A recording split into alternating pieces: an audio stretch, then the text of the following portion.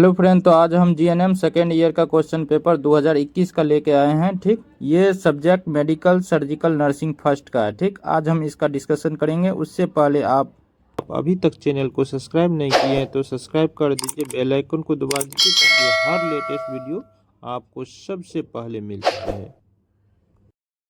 तो चलिए वीडियो को शुरू करते हैं। ये second year general nursing and midwife का क्वेश्चन पेपर है, subject medical surgical nursing first.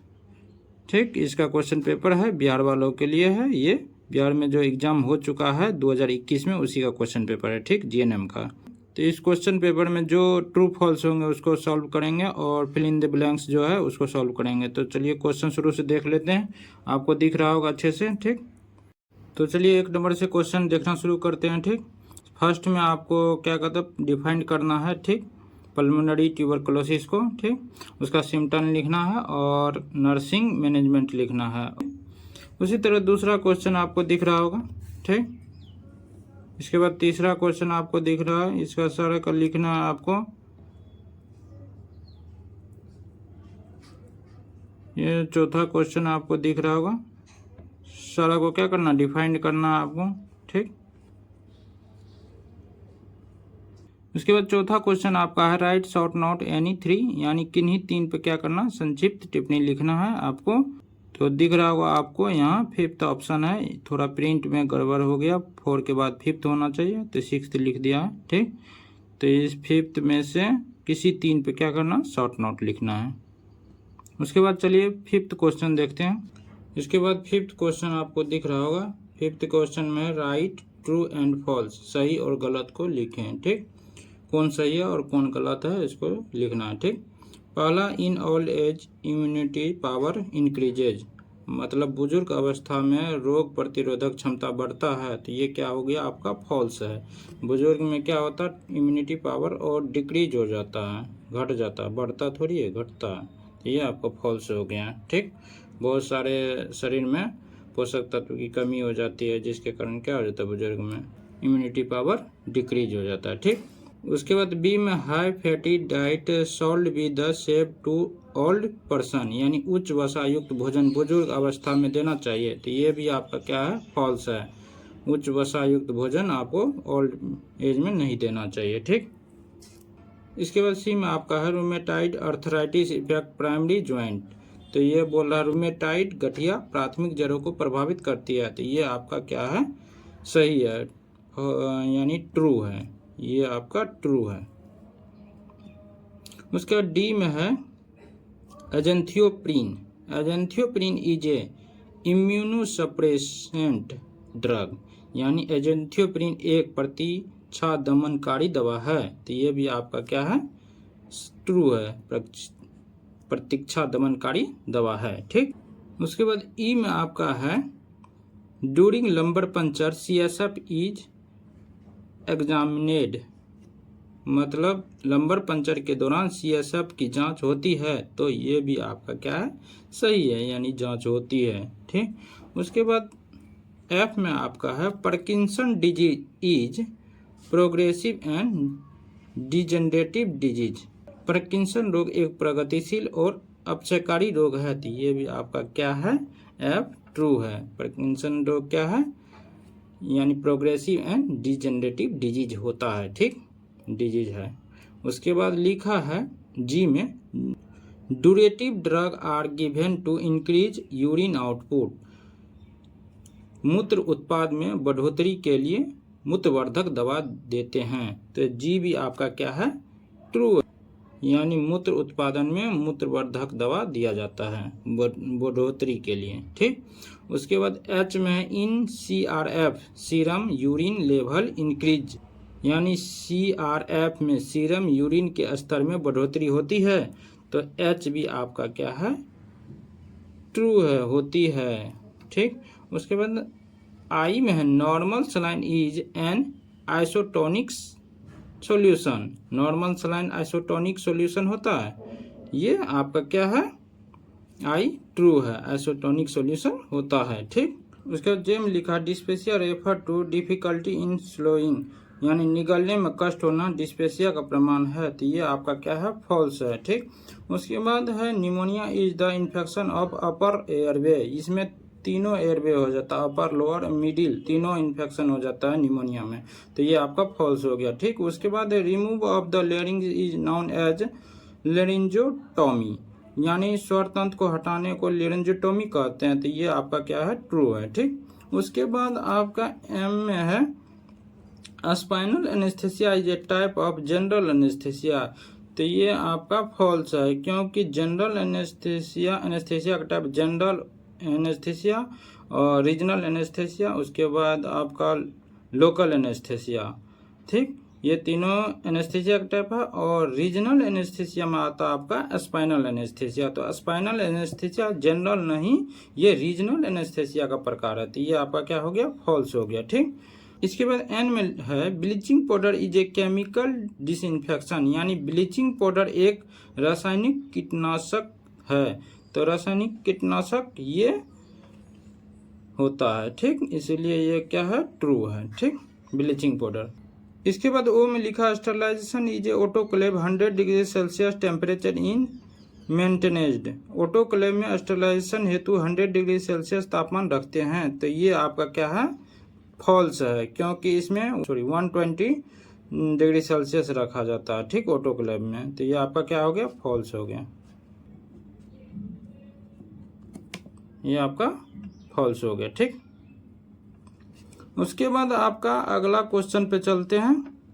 अगला क्वेश्चन में लिखा फिल इन द ब्लैंक्स, खाली स्थान को भरे। पहला है care provide after surgery is known as, तो शल्य क्रिया के पश्चात देखभाल को डैश कहते हैं, तो इसमें आपका क्या हो गया, पोस्ट ऑपरेटिव केयर कहते हैं। क्या लिखेंगे, पोस्ट ऑपरेटिव केयर।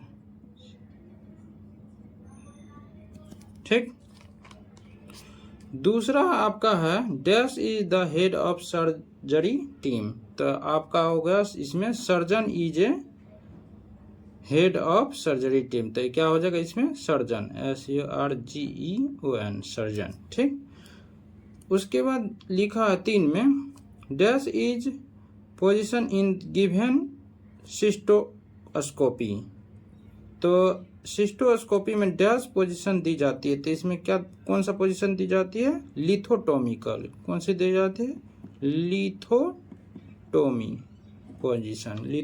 पोजीशन दी जाती है। ठीक, उसके बाद आपका 4th में है BCG vaccine provides protection against, BCG के टीके डैश बीमारी से सुरक्षा प्रदान करता, तो इसमें क्या हो जाएगा, TB यानी ट्यूबरक्लोसिस, तो क्या हो जाएगा, ट्यूबरक्लोसिस,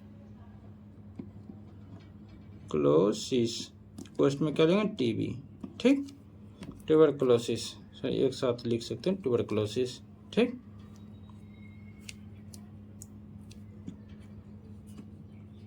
उसके बाद आपका 5th में है moving a body organ from one person to other is known as, यानी शरीर के अंग को किसी एक व्यक्ति से दूसरे व्यक्ति में जाने को डैश कहते हैं, क्या कहते हैं, तो इसमें आपका 5th ऑर्गन ट्रांसप्लांटेशन, क्या बोलते हैं इसको, ऑर्गन ट्रांसप्लांट, सुने होंगे, ऑर्गन ट्रांसप्लांटेशन,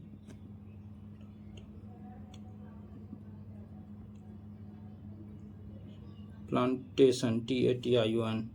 ठीक, ऑर्गन ट्रांसप्लांटेशन। ठीक, उसके बाद आपका 6th में है catgut is example of dash suture, catgut dash suture का उदाहरण है, तो कौन सा, आपको वीडियो में भी बताए हैं, तो इसमें क्या हो जाएगा, एब्जॉर्बल, कैटगेट कौन सा होता है, एब्जॉर्बल। एक सूचर के बारे में अलग से वीडियो दिए हैं जिसमें सारा बताए हैं। ठीक, तो इसमें क्या हुआ, एब्जॉर्बेबल सूचर होता है कैटगेट। ठीक, उसके बाद आपका 7th है silk is an example of dash suture, देखिए दूसरा फिर सूचर के बारे में आ गया, तो सिल्क कौन सा सूचर होता है, तो ये हो गया non absorbable, silk non absorbable होता है।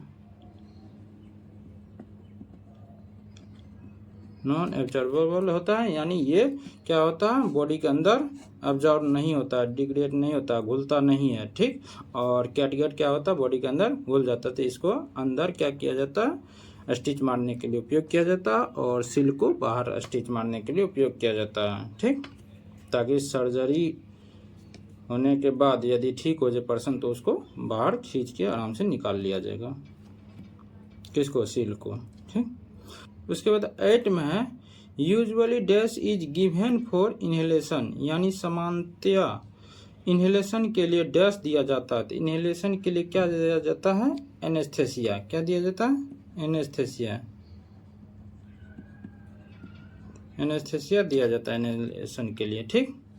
आपको अच्छे से दिख रहा होगा, फिर से रिपीट कर देते हैं। 8 में लिखा है usually dash is given for inhalation, असमानता इनहेलेशन के लिए डैश दिया जाता है, तो क्या हो जाएगा, एनेस्थेसिया, ठीक। उसके बाद 9th में है causative organ of TB is dash, TB का मुख्य कारक जीव डैश है, तो कौन सा है इसमें, माइकोबैक्टीरियम ट्यूबरकुलोसिस। आपको पता होगा माइकोबैक्टीरियम, आपको अच्छे से एक ट्यूबरकुलोसिस के बारे में अच्छा से वीडियो होगा, 2 वीडियो अच्छे से बना के डाले हैं जिसमें आपको बताया गया टीबी के बारे में अच्छे से, तो वहाँ से देख सकते हैं। ट्यूबरकुलोसिस टीबी का करने वाला, कोजेज करने वाला ये क्या है, बैक्टीरिया है, माइकोबैक्टीरियम ट्यूबरकुलोसिस, ठीक।